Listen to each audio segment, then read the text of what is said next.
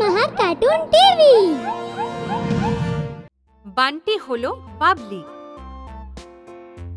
কোনো এক শহরে বান্টি নামের একটি ছেলে থাকত, যে ছিল খুব দুষ্টু আর বদরাগী। সে কখনো কোনো মহিলাকে সম্মান করতে জানত না। বান্টির এক বোন ছিল, যার নাম ছিল বাবলি। বাবলি খুব বোঝদার, পরিশ্রমী আর সাদাসিধে মেয়ে ছিল। বান্টি সব সময় নিজের বোনের সাথে লড়াই করত।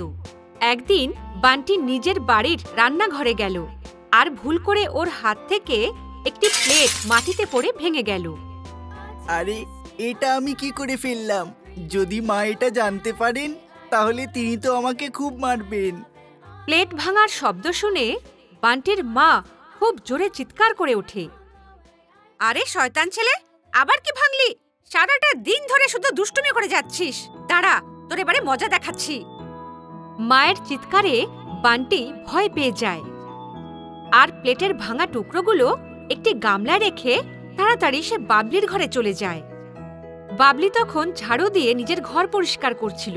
তখন বান্টি বলল, বাবলি, মা তোর জন্য একটা কেক বানিয়েছেন, ওটা রান্নাঘরে রাখা আছে, যা তুই খেয়ে নে। কি সত্যি? হ্যাঁ, সত্যি।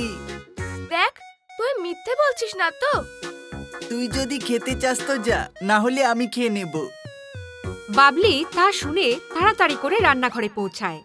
কিন্তু যখনই সে ওখানে রাখা পাত্রতে দেখল, তো ওখানে প্লেটের ভাঙা টুকরো ছাড়া আর কিছুই দেখতে পেল না। এটা দেখে বাবলি প্রচন্ড রেগে যায়। যখনই সে সেই ভাঙা টুকরোগুলোকে তুলে ডাস্টবিনে ফেলতে যায়, তখনই বান্টি তার মাকে ডেকে আনে। আর এই সব কিছু দেখে মা রেগে গিয়ে বলে, বাবলি, এটা তুমি কি করছো? কোনো কাজ সঠিকভাবে তুমি করতে পারো না। কিন্তু মা। বাবলির কথা পুরো হতে না হতেই বান্টি বলে উঠল, মা, প্লেটটা এই ভেঙেছে, আমি নিজের চোখে দেখেছি। মা বাবলির একটা কথাও না শুনে ওকে বকাবকি করতে শুরু করে। বাবলি কাঁদতে কাঁদতে নিজের ঘরে চলে যায়, আর নিজেই নিজেকে বলতে লাগে, আমার তো এতে কোনো দোষই ছিল না, তবু ওই বান্টির জন্য আমাকে বকা খেতে হলো। প্রত্যেকবার আমার সাথে শুধু এমন কেন হয়? এর থেকে তো ভালো হতো যদি আমার কোনো ভাই না থাকতো। এভাবেই দিন কেটে যায়, আর রাত হয়ে যায়। আর রাত হতেই বান্টির ঘরের আলো খারাপ হয়ে যায়। তা দেখে বান্টি বলল, ওহো, এটা কি হয়ে গেল? এই লাইটটাকে এখনই খারাপ হবার ছিল। আইডিয়া! আজকে তো তাহলে আমি বাবলির ঘরে শুয়ে পড়ব। আমি এখনই মাকে বলছি। এই ভেবে বান্টি মায়ের কাছে যায় আর বলে, মা, দেখো না, আমার ঘরের লাইটটা খারাপ হয়ে গেছে। আমি এখন কোথায় শোবো? আচ্ছা, তুমি একটা কাজ করো, এক্ষুনি গিয়ে বাবলির ঘরে শুয়ে পড়ো। আমি কাল ইলেকট্রিশিয়ানকে ডেকে আলো সারিয়ে দেব। না মা, বান্টি আমার ঘরে শোবে না, কারণ ও আমাকে ভীষণই বিরক্ত করে। আরে বেটা, শুধু একটা রাতেরই তো ব্যাপার, শুতে দাও। না, আমি তো ওর সাথে ঝগড়া করি না, তাহলে আমি কেন ওকে শুতে দেবো আমার ঘরে? মা, আমার কোমরেও খুব ব্যথা করছে, আর আমার খুব ঘুমও পাচ্ছে। আমি ঘুমাতে যাচ্ছি। এই বলে বান্টি শুতে চলে যায়, আর তার পিছন পিছন বাবলি আসে। বান্টি ওকে বলে, আজকে তো আরাম করে শোবো। এই বিছানাটা আমার, আমি এখানেই শোবো। তুই যা, তুই কি মাটিতে শো। চল ভাগ, আজকে তো আমি এখানেই শোবো। যা, তোর যা করার আছে করে নে। আর যদি তুই মাকে কিছু বলেছিস, তাহলে সেটা তোর জন্য ভালো হবে না। এর চেয়ে ভালো হবে যে তুই চুপচাপ মাটিতে গিয়ে শুয়ে পড়। বান্টি শুয়ে পড়ে, আর বান্টির কথা শুনে বাবলি চুপচাপ মাটিতে শুয়ে পড়ে, কারণ রাতের সময় ও মাকে বিরক্ত করতে চায় না। বাবলি আবার নিজে নিজেই বলতে থাকে, হে ভগবান, সবাই শুধু আমারই দোষ কেন ধরতে থাকে? আর কেউ ওই বান্টির দোষটাই ধরে না। যদি আমার কোনো ভাই না থাকতো এই দেখে বাবলি শুয়ে পড়ে। পরের দিন যখন বান্টি ঘুম থেকে ওঠে, সে ঘরে কাউকে দেখতে পেল না। ওর কিছু আশ্চর্য বোধ হয়। ও দেখে ওর চুল বড় হয়ে গিয়েছে। ও তাড়াতাড়ি গিয়ে আয়নায় নিজেকে দেখে আর অবাক হয়ে যায়। আরে এ কি হয়ে গেল আমার সাথে? আমার চুলগুলো এত বড় কিভাবে হয়ে গেল? আর আর আমার আওয়াজের কি হয়ে গেল? নিজের ওইরকম চেহারা দেখে ও ভীষণ অবাক হয়ে পড়ে, কারণ ও তখন একটি মেয়ে হয়ে গিয়েছিল। ও জোরে চিৎকার করে বলে, বাবলির বাচ্চা, এ কি করলি তুই আমার সাথে? আজ তোকে ছাড়বো না। কোথায় তুই? বেরিয়ে আয়। তখনই ওর মা ঘরে আসে আর বলে, কি হয়েছে বাবলি? কেন এত চিৎকার করছো? এই শুনে বান্টি অবাক হয়ে জিজ্ঞাসা করে, কি বললে তুমি? বাবলি? কিন্তু আমি তো বান্টি, আর বাবলি তো আমার বোন হয় না। বোন? কি বলছো এসব তুমি? আর এই বান্টি কে? আরে মা, আমি বান্টি।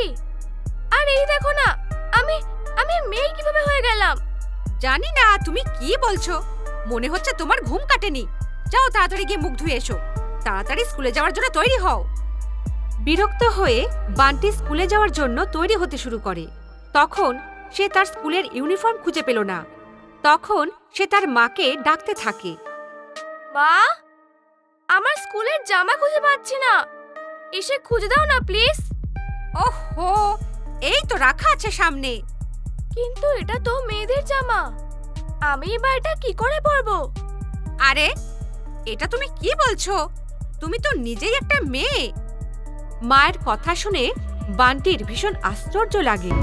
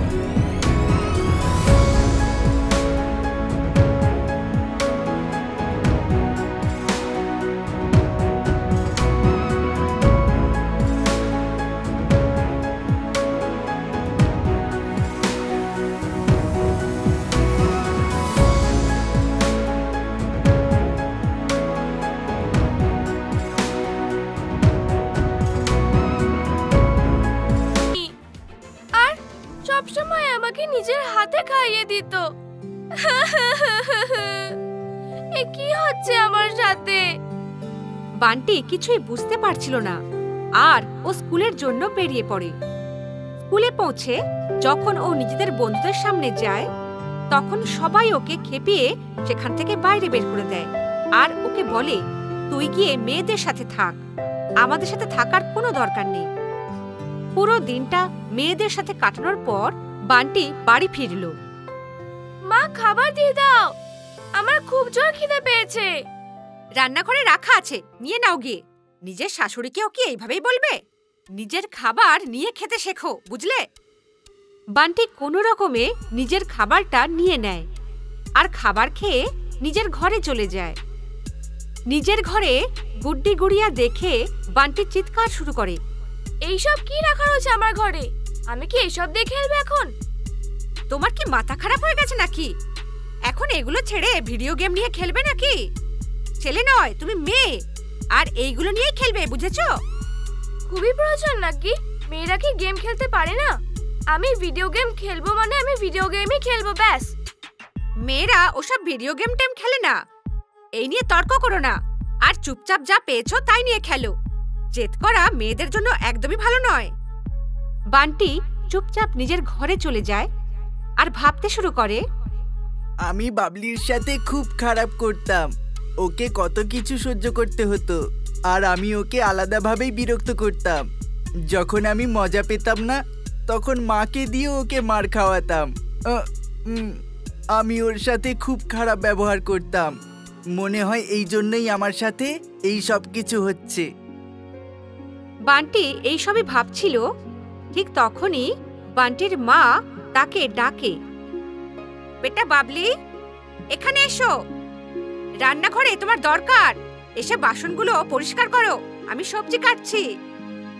বান্টি বাসন পরিষ্কার করার জন্য রান্নাঘরে আসে, আর ভুল করে ওর হাত থেকে একটা প্লেট পড়ে ভেঙে যায়, যা দেখে ও ভীষণ ভয় পেয়ে যায়।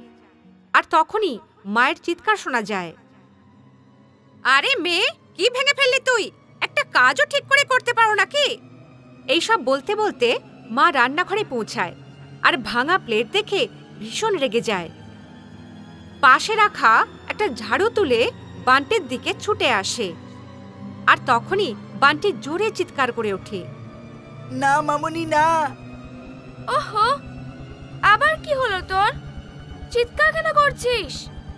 বাবলি তো এখানে আছে, তাহলে আমি বাবলি কি করে হয়ে গেলাম? আরে আমি তো বান্টি। আচ্ছা, কালকে আমি এখানে শুতে এসেছিলাম, আর যেসব আমার সাথে হচ্ছিল সেটা শুধু একটা স্বপ্ন ছিল। বান্টি এটা বুঝতে পারে যে তার সাথে যা হয়েছে সেগুলো সবই তার স্বপ্ন ছিল। কিন্তু চোখ খোলার পরে বান্টি নিজেকে ভীষণ দোষী মনে করতে শুরু করে, কারণ ও কখনোই নিজের বোনকে সম্মানই করেনি, সব সময় তাকে বিরক্তই করে গিয়েছে। তারপর সে তার মায়ের কাছে যায় আর বলে, মা, কালকে রান্নাঘরে যে প্লেটটা ভেঙে গেছিল ওটা আমি ভেঙে ফেলেছিলাম। বাবলির এতে কোনো দোষ ছিল না, আমি ওকে ফাঁসিয়ে দিয়েছিলাম। কোনো ব্যাপার নয় সোনা, এরকম তো হতেই পারে না। না মা, যেভাবে বাবলি আগে বকা খেয়েছিল আমারও সেইভাবেই বকা খাওয়া উচিত। সব জায়গায় বাবলি কেন অ্যাডজাস্ট করবে? আমাকেও করতে হবে। ওই কেন ঘরের কাজ করবে? আমারও তো কিছু কাজ করা উচিত। আজ থেকে আমি সব কিছু করব যেগুলো এতদিন বাবলি করত। বাবলি, আমি আজ পর্যন্ত তোর সাথে যা যা করেছি তার জন্য আমি ক্ষমা চাইছি। আমি কখনো একজন ভালো ভাই হতে পারিনি, কিন্তু আজ থেকে আমি একজন ভালো ভাই হওয়ার পুরো চেষ্টা করব। তুই তোর ভুল বুঝতে পেরেছিস, ব্যাস, আর কি চাই? ভগবানের আশীর্বাদে সকলের যেন এরকমই ভাই হয়।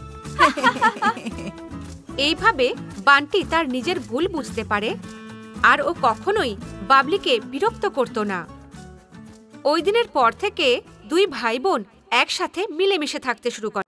হ্যালো হ্যালো বন্ধুরা, আমাদের কমেন্ট করে জানাবেন যে আপনাদের এই গল্পটি কেমন লাগলো, আর আমাদেরকে এটাও বলুন যে আপনারাও কি আপনাদের বোনকে এইভাবে বিরক্ত করেন যেমনটা আমি করতাম। এই গল্পটিকে অবশ্যই লাইক করবে, আর নিজের বন্ধুদের সাথে শেয়ার করতে একদমই ভুলবে না। বাই। যদি আমাদের ভিডিওটি আপনার ভালো লেগে থাকে তাহলে এটিকে লাইক করুন, চ্যানেল সাবস্ক্রাইব করুন, এবং আমাদের কার্টুন শোজ সবার প্রথমে দেখার জন্য বেল আইকন প্রেস করতে ভুলবেন না।